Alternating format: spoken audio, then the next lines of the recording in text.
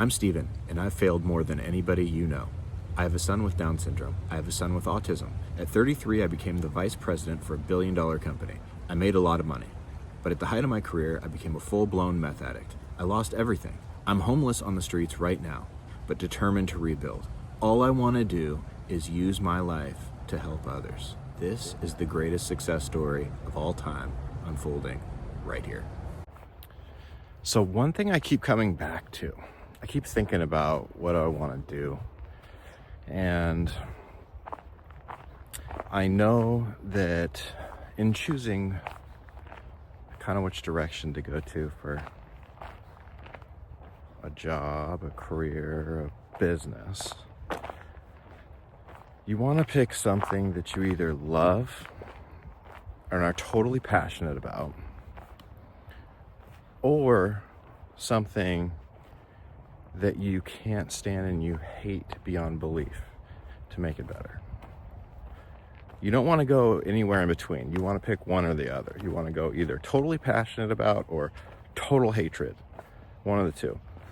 And one thing I keep coming back to, besides blowing up the medical industry and redoing the economics of the whole medical, which I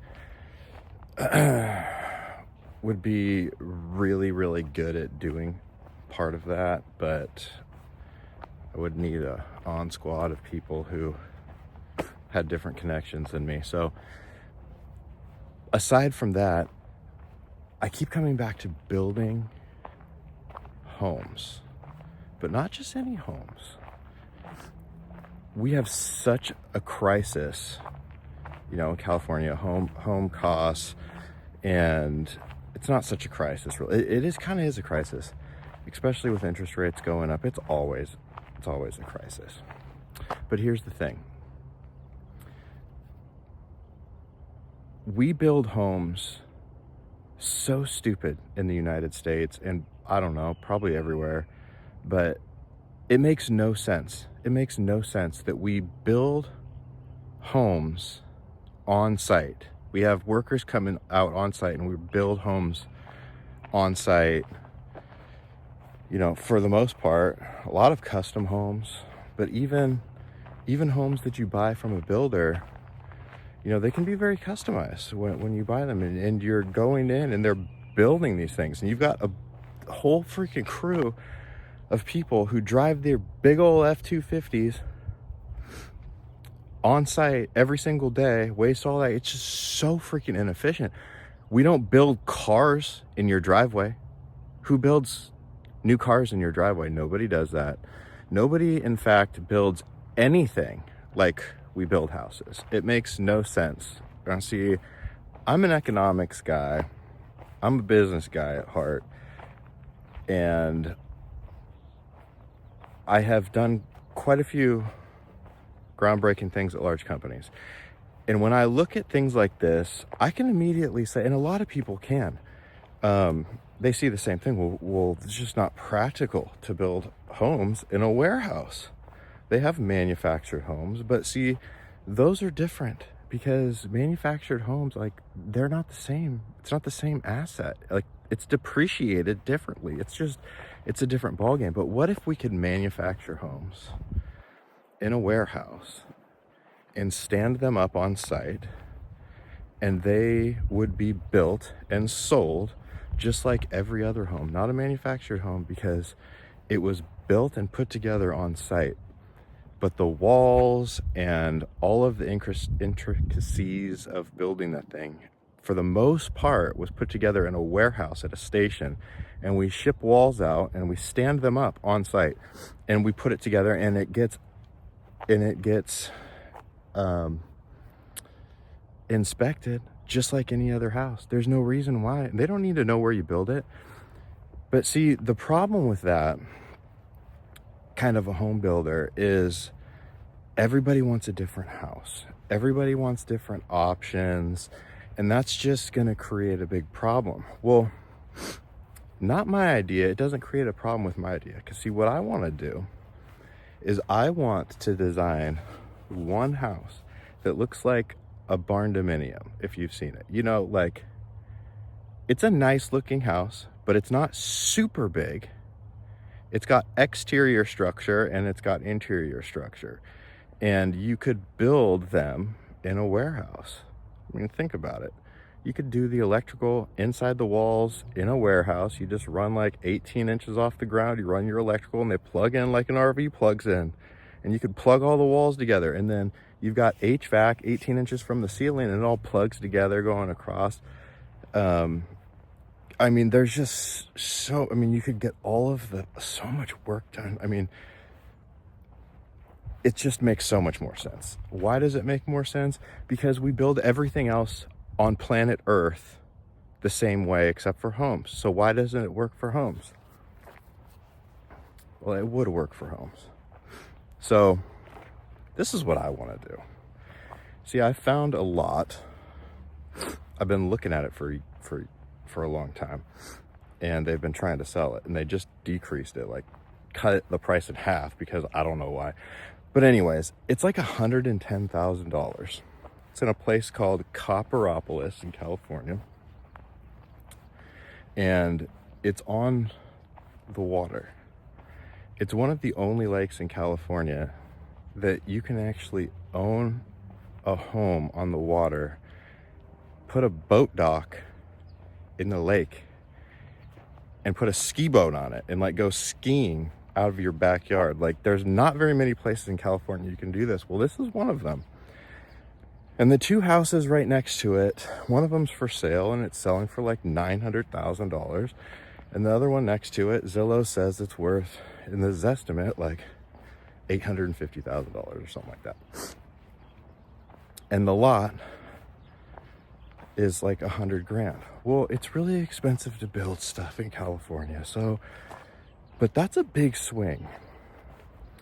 And another reason why is like the HOA in that area is really high. It's like $300 a month for the lot, which is why nobody wants to buy it. So, but it's not a problem if you own a house there. If it's a nice house, $300 ain't nothing. Especially if your tax rate's not high, which it's not. The whole point is, there's a significant margin in this example I'm bringing up. And if we could go out and put up a structure that was a nice looking structure that you could get the drawings done, you could submit it like normal, and you put it on, you have somebody put the drawing of this house on that elevation of that property, and you get it approved, and then we just start trying to figure out, how do we build this thing in a warehouse? Warehouses don't cost a lot of money out here. Probably anywhere. But we say, how do we build this thing in a warehouse? And we just try to like combine every little thing that we can, and you try to manufacture more and more of it in a warehouse. And every time that you do it, you get a little bit better. And so the product that you're selling is not a pre-built house. What we're selling is a complete home on a property somewhere. So what I want to do is I want to go figure out how to build this generic house that's nice, but generic. Nobody's going to tell me what color it needs to be, because it's all going to be the same freaking color. What you do is going to be the same color. Everyone's going to have the same amount of bedrooms. It's going to be an absolute cookie cutter. And I'm going to go around and I'm going to buy lots around California, wherever or anywhere, wherever I feel like it would be a great place to build a home. And I'm going to plant the same exact house on all of these properties that we find, anywhere we want. I'm going to plant the same house. I'm not going to have customers coming and being like, hey, can we do the kitchen a different color? Hey, we want these cabinets. No, it's all the same. We're doing it all the same. And we're going to stick up this house everywhere where we find great value lot where we could make money building a house. And we just plug it in everywhere. It's like a decentralized home builder concept, only we're building the house more and more in a warehouse. We're making it more and more efficient every time. And in fact, the farther out this property is away from civilization, the farther away it is, the more benefit this has. Because the farther away you go, the more expensive it is to build a home. Not so in this case. It doesn't matter where you put it. It's all the same cost, basically. And this is just a brief kind of rundown of the idea. And the reason why nobody's really done this, there are people that are doing it, but they're doing it wrong. And they're selling kits and they're selling all this crap, dude. No. You want to get a company that can just execute the same thing. And they're not selling the house. They're selling the real estate after the house is built. They're selling it, and everyone's a little bit different because the land's a little bit different, the lot's a little bit different, it's in a different city. And guess what? You don't have to worry about all of the problems with zoning or all these different building regulations. You just kind of combine them and solve them all together, and then you submit for each one individually. You just have somebody plug the same house on a different elevation and submit those plans to the city, to whichever city it is, and you get it done. And then you kind of bob and you just go with it. But basically, you're executing the same thing. So instead of knuckleheads coming out to put in the electrical and then getting on site and being like, oh, I gotta go to Home Depot to go get some friggin' wire or this, and oh, I don't have this, and I gotta go to Home Depot, and then they turn a one-day job into a 4-day job. We don't have that. You come into work, you go to your station where you have all the lumber and everything that you need that day, you punch in the clock, and we have people putting the wall together in the warehouse. And then you could even have a storage area. You could set aside all the components for the thing so that whenever you did find a property, you could fairly quickly and easily stand the house up. And I'm talking about, dude, I think after you get approvals and stuff, there's no reason why you couldn't totally stand something like this up in 4 weeks. Call me crazy, but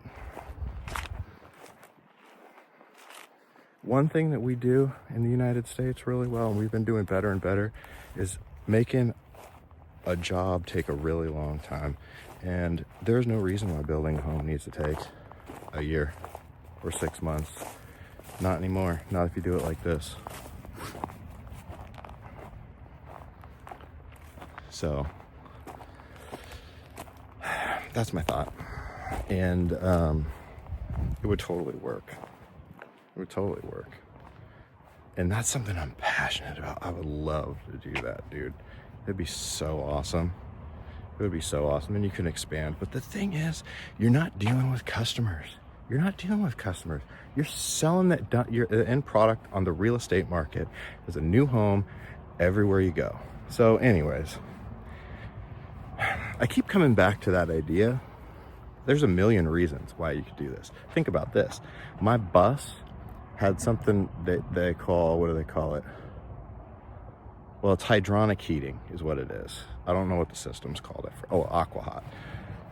So in my bus, you could drive, you could be in the snow, and inside of the bus, when you wake up in the morning, it's like usually you're freezing and you can't you don't even want to go to the bathroom because it's so freaking cold and the floor is cold, and it's like, dude, not with hydronic heating. It's the most amazing thing.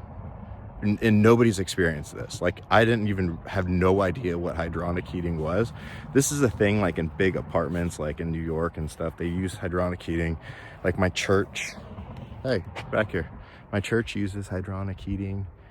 Like commercial buildings use this type of thing, like chilling and heating. They have big chillers and they have boilers, and they circulate water through the walls and the ceiling, and they have little, exchanges here and there where it blows hot air across the like the radiators, old school.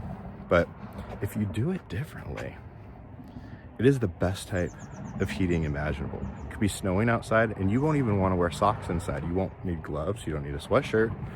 It's because forced air is like hot air blowing out everywhere, it doesn't heat everything in the room. The windows are still cold. Like, everything's still freaking cold to the touch. So hydronic heating is very different. Everything radiates.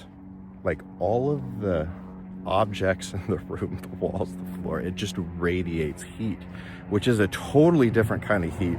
People have no idea that this is like most people, especially out in California, like, they have no freaking clue. No one's ever heard of it before.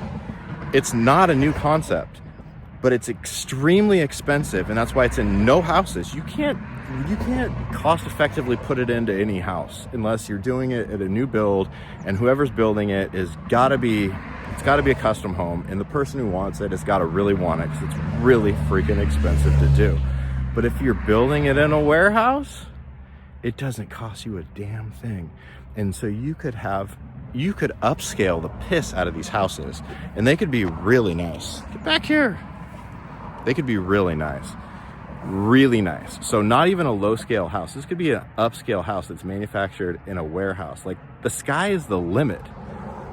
Just imagine, dude. It's the difference between what kind of quality car you would have in your driveway if it was built from new in your driveway, versus everybody getting together and designing a kick-ass car and manufacturing like a new S580 in the Mercedes factory is going to be a million times better and more buttoned up and awesome and just more reliable, better all the way around, where they can manufacture it there and ship it to you, rather than trying to recreate the wheel in your driveway. It's not going to have the same features.